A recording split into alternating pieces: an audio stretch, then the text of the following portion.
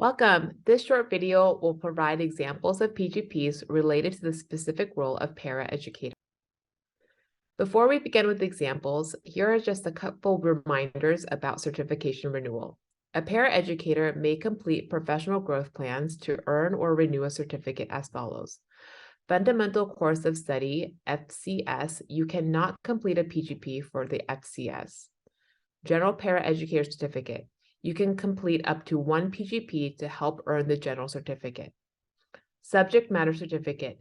You cannot complete a PGP to earn a subject matter certificate, but you may complete one PGP to renew your certificate. Advanced Certificate. You can complete up to 3 PGPs to earn the advanced certificate and 1 PGP to renew the certificate. Here's the first example. My PGP goal is to learn and apply culturally responsive strategies when working with my 1st through 5th grade multilingual learners during push-in time. This standard aligns with CCDEI Element 1.2, Understanding Others.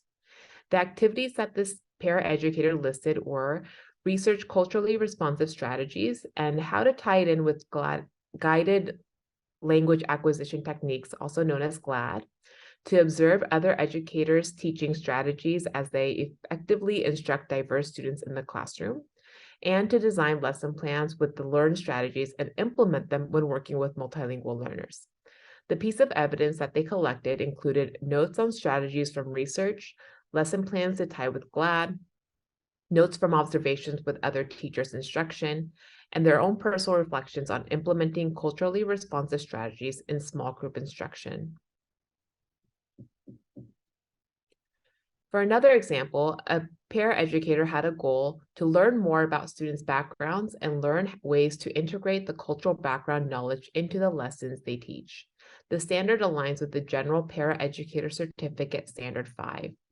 Some of the activities included professional meeting with colleagues to learn about students' backgrounds, invite families to participate in cultural programs to share about their cultures, to attend GLAD training, and to participate in weekly professional learning community with multilingual learner team.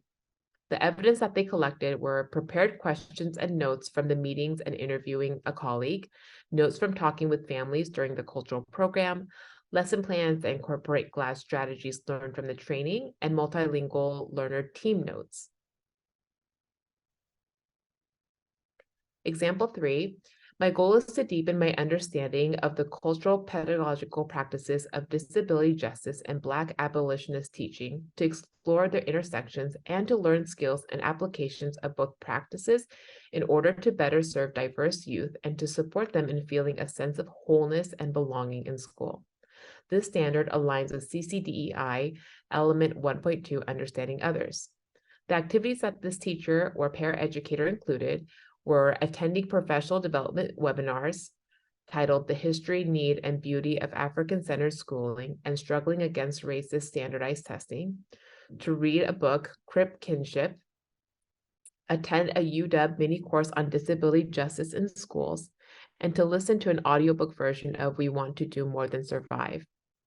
The evidence that this paraeducator collected were professional learning reflections and notes from the readings and the webinars attended, and coursework certifications from the mini course.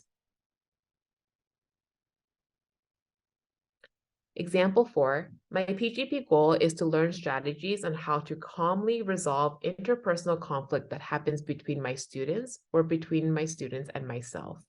This standard aligns with SEL Standard 5, Social Management. The activities included attending a de-escalation training, attending a training on how to teach students strategies to regulate their emotions, and to participate in TEARS training to gain a better understanding of behavior supports available for students with trauma. The evidence that this paraeducator included were notes and materials from training, notes from the TEARS training and flow chart to support in place at their school, and to list of strategies that they can use to stay calm during conflict. If you have any further questions, you are welcome to visit the PESB website or reach out to these contacts listed here.